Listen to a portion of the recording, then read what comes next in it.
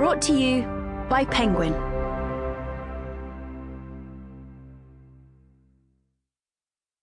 The Cousins by Karen M. Mcmanus.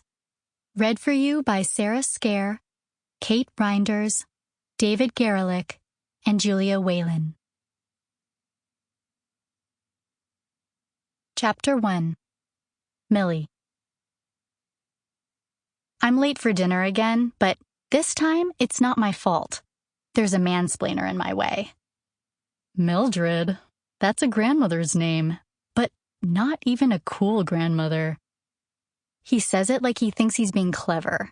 Like in all my 17 years, no one else has ever noticed that my name isn't the fashionable kind of classic.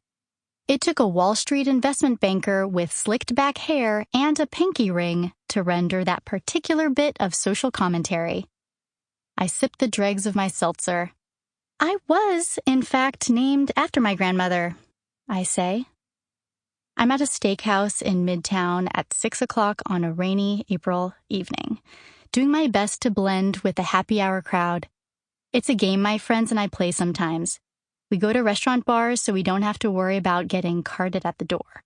We wear our simplest dresses and extra makeup. We order seltzer water with lime, in a small glass, please, I'm not that thirsty, and gulp it down until there's almost nothing left. Then we wait to see if anyone offers to buy us a drink. Somebody always does. Pinky Ring smiles, his teeth almost fluorescent in the dim light. He must take his whitening regimen very seriously. I like it. Quite a contrast for such a beautiful young woman. He edges closer, and I catch a headache-inducing whiff of strong cologne. You have a very interesting look. Where are you from? Ugh. That's marginally better than the "what are you?" question I get sometimes, but still gross. New York, I say pointedly. You? I mean originally, he clarifies. And that's it. I'm done. New York, I repeat, and stand up from my stool. It's just as well he didn't talk to me until I was about to leave, because a cocktail before dinner wasn't one of my better ideas. I catch my friend Chloe's eye across the room and wave goodbye, but before I can extract myself, Pinky Ring tips his glass toward mine. Can I get you another of whatever that is? No, thank you. I'm meeting someone. He pulls back, brow furrowed. Very furrowed. In a behind on his Botox sort of way. He also has creases lining his cheeks and crinkles around his eyes.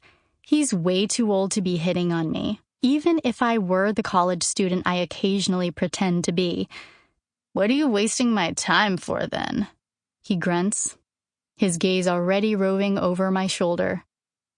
Chloe likes the happy hour game because, she says, high school boys are immature, which is true, but sometimes I think we might be better off not knowing how much worse they can get. I pluck the lime out of my drink and squeeze it. I'm not aiming for his eye exactly, but I'm still a little disappointed when the juice spatters only his collar. Sorry, I say sweetly, dropping the lime into the glass and setting it on the bar. Normally, I wouldn't bother, but it's so dark in here.